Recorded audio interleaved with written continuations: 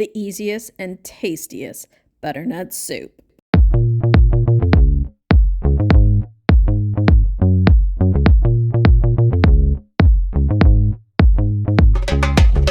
Start by peeling and chopping the top of your butternut. I peel the bottom of the butternut just the same as the top using a potato peeler. Then I split it in half to get to the seeds. Using a spoon, I scrape the sides as hard as I can while holding it in the palm of my hand. Scrape from the top to the bottom, pushing downwards in towards your palm. After 8 or 9 scoops, you're going to pull it right out, no problem. Once you've removed all the seeds, it's time to chop it into the same size pieces.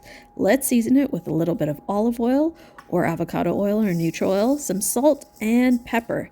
It's time to assemble it on your baking sheet. Don't put your hands in there. You're going to get oil all over your hands. So if you can swish it around, you can either use a spoon in there or just flip it like I'm doing, although I did lose a few pieces. Save the ones you can. Next, line a baking sheet with some foil or parchment paper, and it's time to put your butternut right onto it. Preheat your oven to 385 so that this can go in for 25 to 35 minutes. Really important while you're putting it down on the baking sheet is to see that there aren't any pieces on top of each other. It just bakes so much crisper when they're separated out. And just like that, in 25-35 minutes, it's done and ready. Pick a pot that's big enough to hold all of your soup and place your sliced onions right into the pot along with your chopped up garlic. Add a little bit of neutral oil to it, and we're going to saute this for a good 5 minutes. Keep your stove on medium to high heat.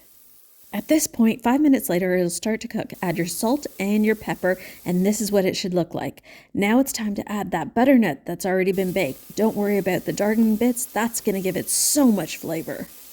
Even though you've seasoned the onions and you've seasoned the butternut separately, towards the end, you still are going to have to season the soup because we're adding more ingredients. It's time to turn these beautiful smelling ingredients into a soup. Let's start by adding some water. Next, I'm adding a little bit of vegetable bouillon. Butternut pairs so well with cinnamon, so I add a little bit of cinnamon. One of my secrets is fresh sliced ginger. To give it a rich, creamy texture, I'm adding in coconut milk.